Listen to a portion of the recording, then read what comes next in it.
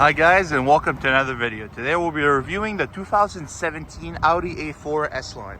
Let me give you a quick look around. This particular model is finished off in a nice Daytona gray, 19-inch alloy wheels. This particular model is the S-Line, so has a redefined rear bumper. These S-Line specific alloy wheels, and an S-Line front bumper. Although on this model you can get the, well, this is a progressive, right? So it's not the Technique higher model, it's like in the middle spot. The higher end model has nicer taillights, but on this one you get a nice LED light bar. Both sides, you know, it's okay. It's not that bad of a design, although it's not the fully fledged one you can get. Has real nice front fascia, front parking sensors. So the newer version of this A4 still carries, which is the B9, this body. It still carries the 2-cylinder 4-cylinder turbo. 2-cylinder 4-cylinder turbo, sorry guys. The 2-liter 4-cylinder turbo, making a little bit more horsepower than the B8.5 previous generation. It's making around 260 horsepower. It's not that much of a difference, but it's still pretty much a big boost. Has front to rear parking sensors as standard. Nice LED taillights, rear camera. Let's take a look inside.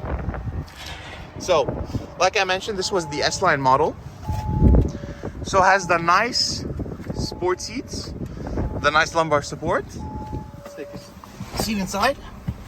So, for the progressive model, like you have here, this center screen, focus, is a little bit bigger. You can see the nice outline. If you had the base model trim, it'd be like just a small square with really bad resolution.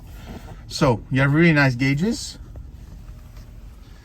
You have a 3-zone climate control. You have your different drive selects that you can select from here.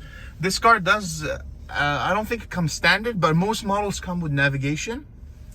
You have these nice gauges for your climate control. You have Apple CarPlay and Android Auto as standard. You have these nice bucket seats, a black headliner, and you get this S-Line steering wheel with heated steering. Also has heated the seats as standard. I mean, look, this car isn't the most expensive thing ever. Most people would say they'd rather get a Honda Civic, but I mean, for the similar price range, you get a lot more standard equipment, a lot more stuff in this car than if you were to buy a similarly priced Honda Civic. Although the Honda Civic is not a bad car whatsoever. It's a really nice, efficient, cool car. This one, it's sporty. It's somewhat nippy, you know, it's quick. Has standard all-wheel drive. Has standard all-wheel drive inside the car. So, what do I think about this car? I mean, look, you can get a lot of better options. You can get an older A4. You can buy an older S4. You can buy a 2013 Audi A4 for the same price as the 2017 A4. You can probably pick one of these up for around 20 grand, $21,000. Canadian, probably in US. I don't know much of the market there, but I can tell you if you were to buy one by here in USD, probably around 18K, 19K. Let's take a look at these alloy wheels. So, this car, some people may say it's enough for them. It's enough speed. I mean, it's a good daily. It's not something that really stands out. There's not much to say about it. It's just a better iteration of the B8 platform that previously came before it. And the engine has been previously updated. Although the previous engines, they had some issues with oil, and the turbos malfunctioning, but in this generation, those problems are mostly fixed. So you wouldn't be seeing much of these.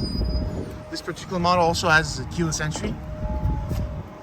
Again, really nice interior. Let's take a look at the back seats. So,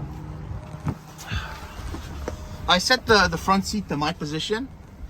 You also have rear climate control, as you can see right here. It's not that bad. My knees are hitting the back seat, but I mean, if you, I don't know, set yourself back, it's not that bad if you're going on long rides. It's okay. So, but if you're a tall person, you know, I don't think you want to sit in the back often.